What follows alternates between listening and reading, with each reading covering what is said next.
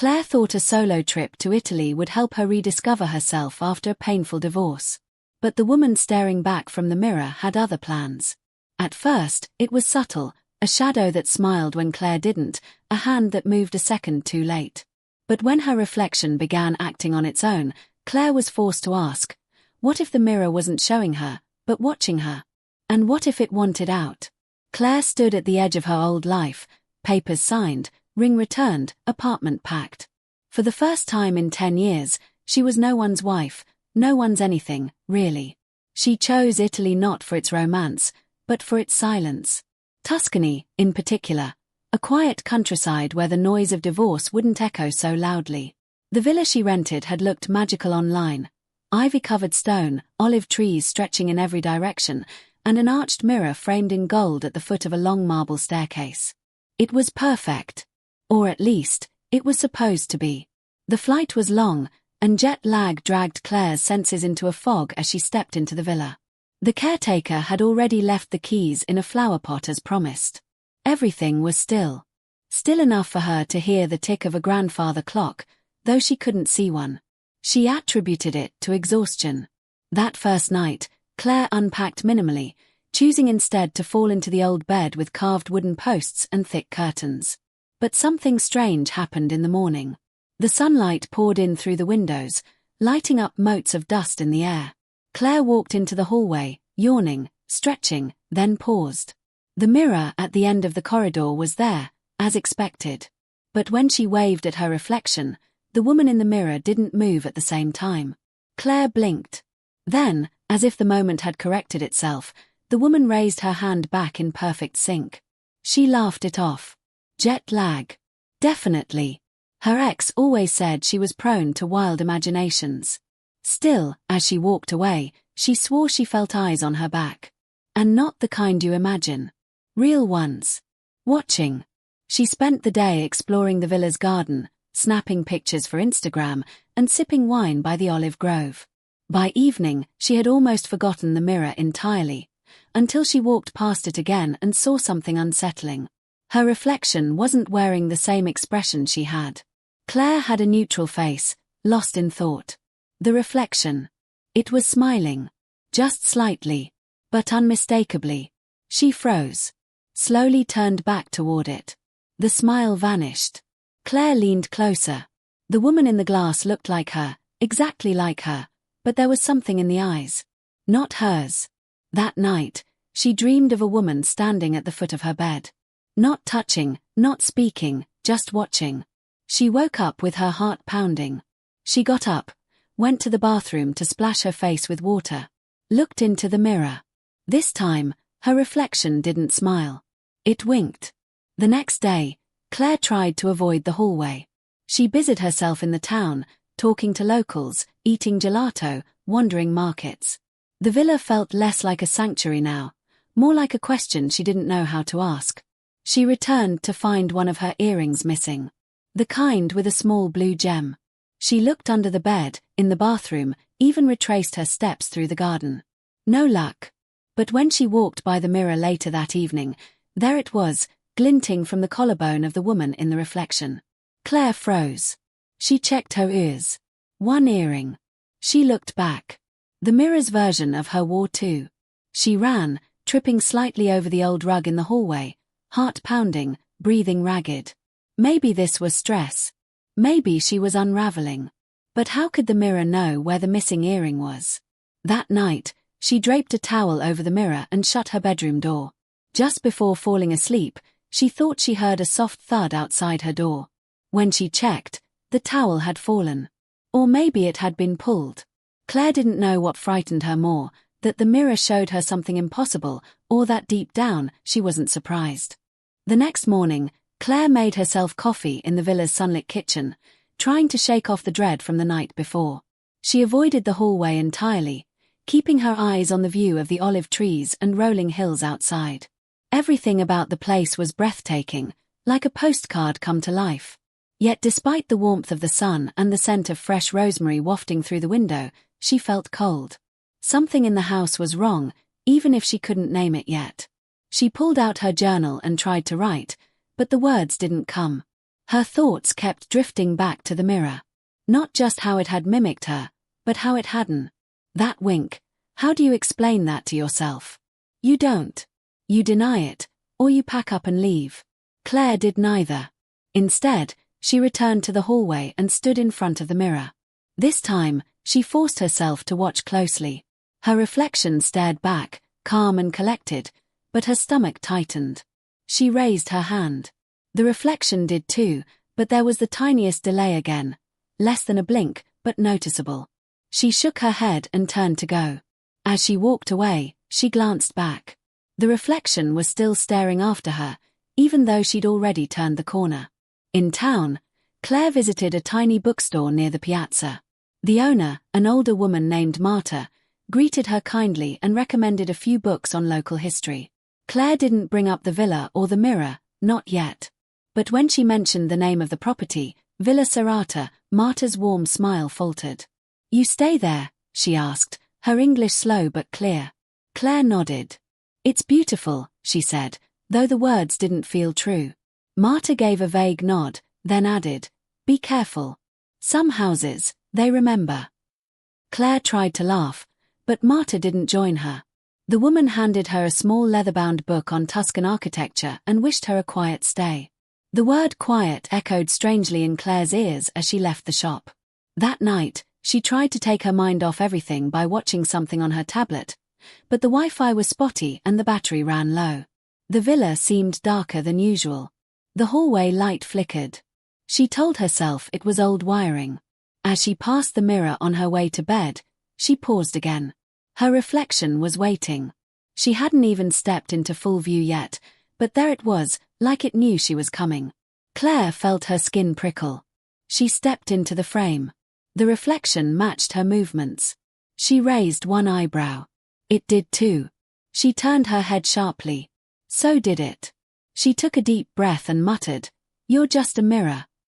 Her reflection's lips moved, but the whisper she heard wasn't hers. Claire froze. The voice had been low, almost like a breath, but it had come from the mirror. She backed away, heart pounding, and locked herself in her room. She didn't sleep that night. In the morning, she found the dining table set for two. 2 cups. 2 plates. 2 napkins, folded neatly. She hadn't done that. She hadn't even used the table yet. Claire checked the kitchen, the back door, the windows. Everything was locked. She was alone. She had to be. She called the caretaker, who promised to swing by later in the day, though he sounded skeptical. "It's an old house," he said. "Things shift." That wasn't comforting. Claire spent the day outside, taking a long walk through the nearby vineyards, avoiding the villa's looming shape in the distance. But when she returned that afternoon, she found a drawing tucked under her door. No name, no note. Just a pencil sketch of a woman who looked exactly like her, standing in front of a mirror, holding a small object in her hand. Claire squinted. It looked like a knife. In the reflection, the same woman stared back, but this one had no eyes. Just hollow circles. Her hands were smeared with dark marks that could have been shadows, or blood. Claire marched down to the caretaker's cottage, demanding to know who had been in the house. He looked genuinely confused. "No one goes in," he insisted. "You're alone." When she showed him the drawing, he hesitated. "My nephew likes to sketch. His different. Doesn't speak. Sometimes he draws dreams." Claire stared at him. "Dreams?" she asked. He nodded. "Or things that already happened." That night, Claire stood in front of the mirror with every light on in the villa. She stared at herself for what felt like hours, refusing to blink. Her reflection behaved. It matched her movements perfectly. But just as she turned to leave, she saw it, so fast she almost missed it. A smirk. A half-second flicker. Not hers. She rushed back, but the reflection had reset. Blank-faced. Neutral. Watching. She began filming the mirror with her phone, setting it up to record while she slept. In the morning, she reviewed the footage. For the most part, it was uneventful, until one moment, around 3:12 a.m. Claire saw herself rise from bed. But she hadn't. She remembered tossing and turning all night but never getting up. The figure in the video walked slowly toward the mirror, stood in front of it, and then reached toward it. Not toward the camera, toward the glass. As if greeting someone on the other side. Claire's blood ran cold. Her body had never moved. But something that looked exactly like her had.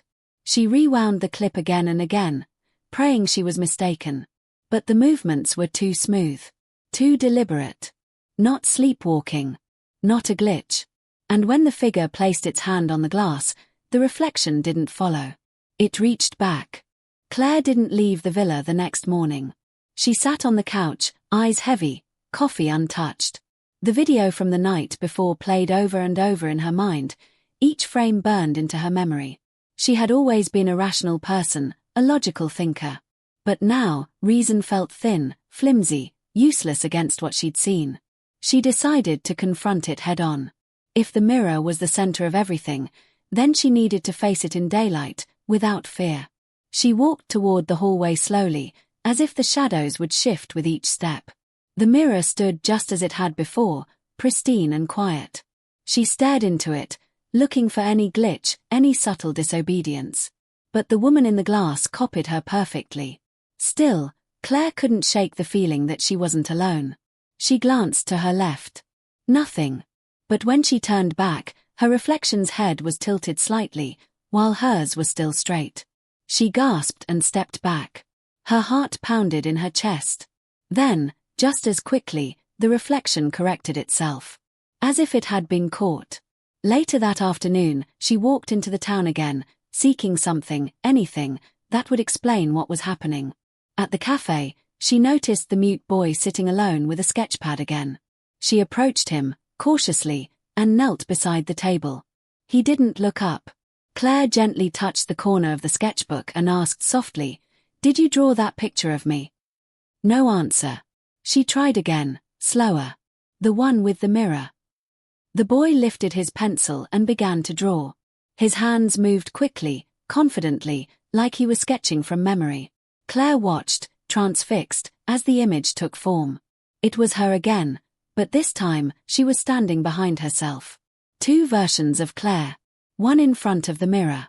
One behind, face shadowed. The boy stopped drawing and slid the paper toward her. Then he pointed to the figure in the back. Claire's stomach twisted. "Who is she?" she whispered. He looked at her, eyes wide and filled with something ancient. Fear, maybe. Or warning. She took the drawing and left, heart racing. Back at the villa, she examined every inch of the house, opening doors, checking behind furniture, exploring corners she hadn't noticed before. In the guest room closet, she found something odd, a stack of old, yellowed papers tucked behind a loose board. Letters.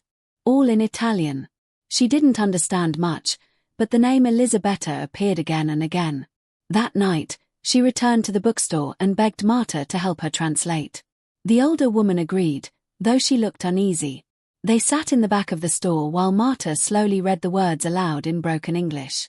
They were love letters, at first. Elisabetta writing to a man named Paolo. But then they darkened. The tone shifted. Elisabetta spoke of feeling watched, of a double in the mirror who spoke without sound and smiled at the wrong times. Marta's voice lowered as she read the final letter.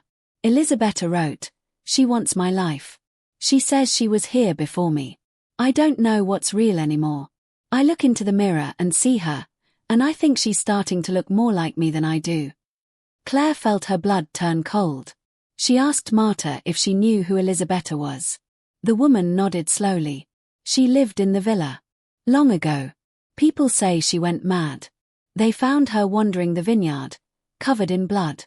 She said the mirror made her do it. Claire's hands trembled. Made her do what? Marta hesitated. She killed Paolo. With a knife. Said it wasn't her, said it was the reflection. That night, Claire sat in the hallway across from the mirror, the old letters beside her. She stared at the glass, watching her reflection carefully. "Are you her?" she whispered. "Are you Elisabetta?" Nothing happened. She leaned closer. Her reflection leaned too. But then, barely noticeable, the lips in the mirror moved. They formed a word. Claire could read it even though no sound came out. "Yes." The lights in the hallway flickered and buzzed. Claire stood and backed away, but the mirror held her gaze. She couldn't look away. Her hands shook. Her heart pounded. "What do you want?" she asked. The reflection's eyes darkened. Its mouth moved again. 2 words this time. "Come home." Claire turned and ran. She locked herself in the bedroom, pulled the curtains shut, and slid the dresser in front of the door. Hours passed. Every sound felt sharper, every creak louder. Just before dawn, she drifted into a restless sleep. But in her dream, she was not herself. She was Elisabetta, trapped behind glass, screaming silently while another woman lived her life. When she woke up, the mirror was standing at the foot of her bed. She hadn't moved it. No one had. But there it was. Claire screamed, stumbling backward. She threw a blanket over it and ran outside into the sunlight, gasping for air. She called the caretaker again, demanding answers. He arrived with hesitation, and when she told him about Elisabetta, about the letters and the drawings, he sighed heavily. "The mirror has always been here," he said. "My grandfather said it came with the house. No one knows where it came from." Claire asked why he never warned her. He looked at her with tired eyes. "No one stays long enough to see it. You did." That evening, Claire smashed the mirror with a fireplace poker. The glass shattered into dozens of sharp pieces across the floor. She fell to her knees, sobbing with relief. It was over. But when she looked up, her reflection was still there, perfectly intact in a single unbroken shard. Claire didn't sleep the night she shattered the mirror. She paced the floor, eyes bloodshot, nerves frayed like old rope. The broken glass still littered the hallway, but that one jagged shard on the floor kept catching her eye. It didn't reflect the room, it reflected her. Just her. Standing perfectly still, no matter how many times she moved. She covered it with a towel, shoved it into a drawer, and taped it shut. But even then, she felt its pull. As if something inside it still breathed. The next morning, a storm rolled in. Thunder rumbled across the hills, and rain streaked the windows. Claire found herself digging again, pulling up floorboards and checking behind cabinets. She didn't know what she was looking for, proof, maybe. Or a way to make sense of it all. In the basement, under a pile of rotting crates, she found a rusted tin box. Inside were more letters, older than the others, and a faded black and white photo of a woman standing in front of the same mirror. It wasn't Claire. But it looked exactly like her. Down to the tilt of the head, the slight squint in the eyes. The back of the photo was marked in smeared ink, Elisabetta Rossi, 1910. The realization hit her like a blow. Elisabetta hadn't just lived in the villa, she had been her. Or rather, they were identical. Twins across time. Claire didn't know what that meant, but the connection was no longer just spiritual. It was physical. Her hands trembled as she read the letters. One spoke of a diary hidden where only she could see, a place the reflection would know but the world wouldn't. Claire ran to the hallway and stared at the wall opposite the mirror's former place. The plaster was uneven, a faint outline barely visible. She grabbed a chisel from the fireplace tools and dug into the wall. Behind it was a hollowed-out space containing a small leather journal wrapped in red silk. Claire opened it, and the first page was dated June 2, 1910. Elisabetta's handwriting started neat, hopeful.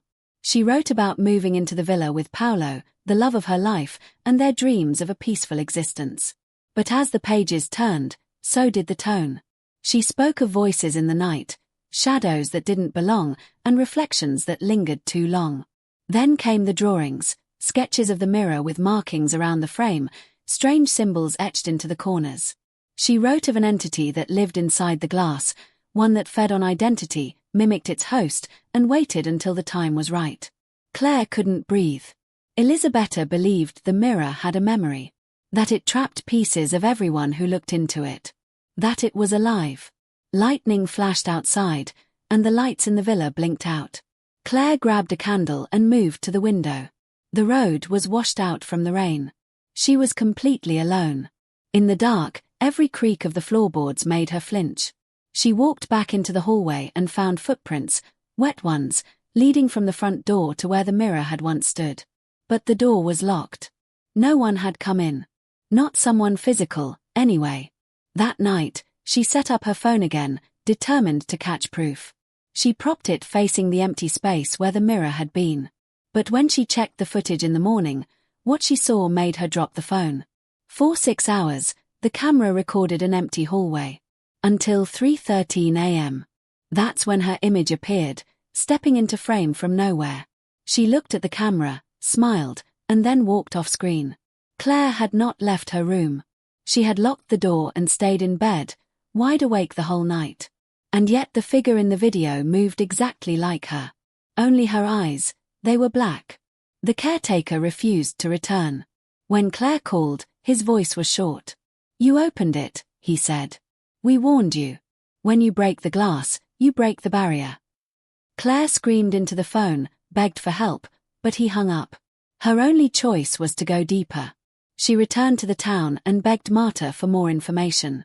The woman reluctantly agreed to take her to the village archive, a dusty room in the back of the church.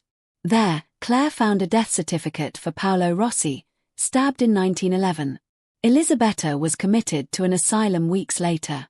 But what chilled her wasn't the document. It was the photo paperclipped to it. Elisabetta, in her hospital gown, eyes wide, hair matted. She looked feral. And yet, it was Claire. The resemblance was terrifying. Marta shook her head and whispered. She said the mirror stole her face. That it copied her soul. Claire whispered back, "What if it's copying mine now?" That night, the power never came back on. She lit candles around the villa, every corner burning low. She didn't dare sleep. She sat in front of the drawer that held the shard, her body tense. At 3 a.m., she heard footsteps upstairs. Slow. Steady. Coming closer. She held her breath. The steps stopped outside her room. The knob turned, but the door was locked. Then a whisper slid through the crack beneath it. "Claire." It was her own voice. Only lower. Harsher. She stepped away from the door, trembling. The drawer beside her began to rattle. The shard inside pulsed with light. She opened it. Her reflection stared up at her from the broken glass, and it was no longer still. It was mouthing something she couldn't hear. Over and over. She leaned in. The words became clearer. "Let me out." Claire slammed the drawer shut and fell to the floor, crying. She understood now. Elisabetta hadn't gone mad. She'd been invaded. Replaced. Claire knew the mirror was trying to finish what it started over a century ago. But the real question haunted her more than any ghost. Had it already succeeded? The wind howled through the olive trees as if the villa itself was exhaling something long trapped. Claire sat in the center of the living room floor, her back pressed against the old stone fireplace, watching the drawer where the shard was hidden. Every instinct screamed at her to leave, to run, and never look back, but a stronger pull, deeper than fear, kept her rooted. The mirror wasn't done. And she was starting to suspect it didn't just want her attention. It wanted her place. The thought turned her stomach, but everything she'd uncovered, every night of eerie mimicry, every whisper in her own voice, all of it pointed to one horrifying possibility. Something inside that glass was copying her so perfectly it could take her place in the world and no one would know. Claire had to stop it before it succeeded, but she didn't know how. She didn't know if it already had. Her reflection had moved when she hadn't. Spoken when she was silent. Laughed without her lips twitching. Who was to say which one of them was real anymore? That night, the storm returned, louder and heavier than before. Rain slammed against the windows, and thunder shook the beams in the ceiling. The lights flickered and died, leaving only the glow of a few desperate candles. Claire sat in the hallway where the mirror once stood, now facing an empty space, but the air felt thick with presence. She whispered into the dark, "What do you want from me?"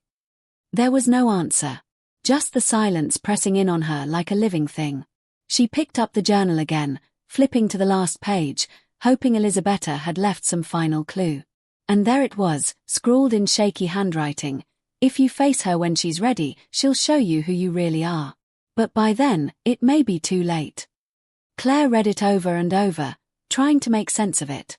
"Show me who I really am," she whispered it like a spell. Was it a warning? Or an invitation? At exactly 3:13 a.m., the shard began to hum. A soft vibration, so faint it was almost imagined. Claire opened the drawer and looked inside. The glass glowed faintly, like moonlight caught in stone. She reached for it, and her fingers passed through. Not over, not onto. Through. As if the shard had become a pool of water. The air shifted. The candle flames leaned toward the shard as though pulled by a breeze from another world. Claire felt her body sway, her hand still inside the glass. Something gripped her wrist, cold, slender fingers wrapping tight. She screamed and tried to pull back, but the force yanked her forward. The room spun. Shadows bloomed around her. She wasn't falling, but she wasn't standing either. Everything went black. When she opened her eyes, she was back in the villa, but something was wrong. The walls looked newer, untouched by time. The furniture was clean, unaged. The air smelled of roses and old perfume. A gramophone played in the next room. Claire stood and walked slowly through the hallway. At the far end, she saw the mirror. Whole again. Not shattered. Perfect. And in the reflection, a woman stood smiling. It was her face, but younger. Softer. The eyes were wrong. Claire stepped forward, and her reflection didn't follow. It stayed where it was, still smiling. Then it raised a hand and touched the glass. Claire mirrored the motion instinctively, pressing her palm to the surface. Her skin burned at the touch. The reflection's smile widened, and her mouth moved. Thank you. That single word echoed through Claire's bones. The glass rippled, and Claire felt herself shoved backward. She gasped and stumbled, landing hard on the cold floor of the villa hallway, but something had changed. The shard was gone. The drawer empty. She looked around. Everything looked the same, but different. The candle flames were still. The air still thick. She stood slowly and approached the large mirror that had somehow returned to its spot. Her reflection stared back. It looked like her, acted like her, but the eyes blinked just a little off. Claire raised her hand. The reflection did too, flawlessly. She touched her face. The mirror followed. But then, her reflection mouthed something. Claire didn't move her lips. She leaned in. The reflection mouthed the words again, "I'm still here." A knock at the door startled her. Claire walked to the entrance slowly and opened it. Marta stood outside, holding a wrapped bundle. "You left this at the bookstore," she said. Claire smiled. "I don't remember going there," she replied. Marta's face darkened. "We talked for hours. You cried. You said something was wrong with your reflection." Claire stared at her. "I'm sorry, I think you're mistaken." Marta's expression shifted from confusion to fear. She backed away slowly. "Elisabetta?" she asked. Claire tilted her head, still smiling. "No. My name's Claire." She closed the door gently. Inside the mirror, deep behind the surface, a second reflection watched, mouth wide in a silent scream, fists pounding against invisible glass. It was Claire, trapped, clawing to get out. But no sound escaped. The world had moved on. The woman outside now wore her skin, walked in her steps, breathed her life. She had been switched, exchanged for the thing behind the glass. The worst part wasn't the silence. It was the helplessness. Watching the woman who wasn't her wave goodbye to her old life, slip into it with ease, charm strangers with her voice, and blink those familiar eyes. Eyes that no longer belonged to Claire. Not anymore. The villa stood calm under the morning sun, its walls no longer whispering, its shadows no longer shifting. To the outsider's eye, nothing seemed unusual. Birds sang in the olive trees, dew clung to the grass, and the narrow road leading into town was quiet as always. But inside the house, everything had changed. The woman who walked its halls now looked like Claire, sounded like Claire, even remembered things only Claire should know. She laughed at the same jokes, cried at the same memories, and spoke with the same rhythm. But deep within her eyes was a stillness, something too polished. Something practiced. Something missing. Claire, the real Claire, wasn't in her body anymore. She was behind the mirror, behind the glass that had long since stopped existing in the physical world. Her prison was memory, reflection, and shadow. She had no voice, no body, only the constant echo of footsteps she could no longer take and words she could no longer speak. She watched from the other side as the imposter moved freely. People welcomed her. The caretaker smiled again. Marta dropped her fears and began inviting her to town events. The boy with the sketchpad no longer drew pictures of hollow-eyed women. Everything returned to normal, at least, for them. But inside, behind every reflective surface, Claire screamed. Mirrors became windows she couldn't break through. She saw herself brushing her teeth, combing her hair, making small talk. But none of it was her. It was like watching someone else wear her soul as a costume. One afternoon, she watched as the imposter stood in front of the hallway mirror and whispered, "She's still in there." The words were casual, but they weren't to anyone. Not really. They were to Claire. And for the briefest second, their eyes locked, mirror to mirror. The smile the imposter gave then wasn't kind. It was possession. Ownership. Triumph. Claire's world was not made of days and nights anymore. It was made of silence. She didn't sleep. She didn't breathe. Time passed like water behind glass, blurred, endless, unreachable. But she never stopped watching. One day, she noticed a crack forming in the corner of a window's reflection. A faint shimmer, like the ripple of water when something moves beneath it. The imposter didn't seem to notice. But Claire did. It gave her hope. Maybe the glass wasn't sealed forever. Maybe something could break. She began to test it, pressing herself against the barriers, trying to mimic her double with delay or discord. Just enough to spark doubt. At first, the imposter kept her movements precise, but over time, something began to change. The mirror versions faltered. A second too fast. A blink out of rhythm. A breath that fogged the glass when none should have. The cracks grew wider. Then came the man. A tourist who rented the villa for a few days in early autumn. He was polite, quiet, curious. Claire watched him through the bathroom mirror as he shaved, noticing the same flickers she had once ignored. When the reflection smiled while he frowned, he stared hard. He backed away. For 3 nights, he slept with all the mirrors covered. But on the 4th, something drew him to the hallway. Claire waited. She pushed herself as far forward as she could, mimicking Elisabetta's words from long ago, "Let me out." The man froze. He heard it. He ran. The next day, he checked out without explanation, but he left a review online. One sentence, "There's someone in the mirror, and she's not me." Claire felt the house respond. The walls groaned at night again.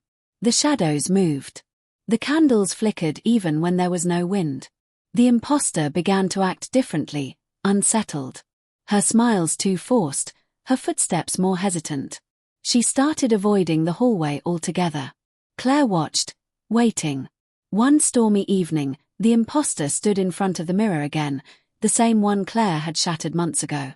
But now, it was restored, whole once more. The imposter leaned in, whispering something only Claire could hear, "You're not going to win." Claire didn't respond with words. She responded with her eyes, wide, unblinking, furious. The mirror cracked. The imposter stepped back in panic. The cracks spread like veins through the surface, spiderwebbing from top to bottom. Claire pressed against it from the inside, screaming silently, pushing with everything she had. The walls trembled. The lights blew out. The glass gave way. In a blinding flash of light and shatter, the two switched again, violently, chaotically. Claire gasped as breath returned to her lungs. She was back. Real, solid, and whole. She stumbled backward, her head spinning. Blood rushed through her ears. The villa was silent once more. The imposter was gone. At least, for now. Weeks passed. Claire sold the villa. She returned home. People said she looked different, tired, sharper around the edges, a little colder. But they didn't ask too many questions. She didn't offer explanations. She avoided mirrors when she could.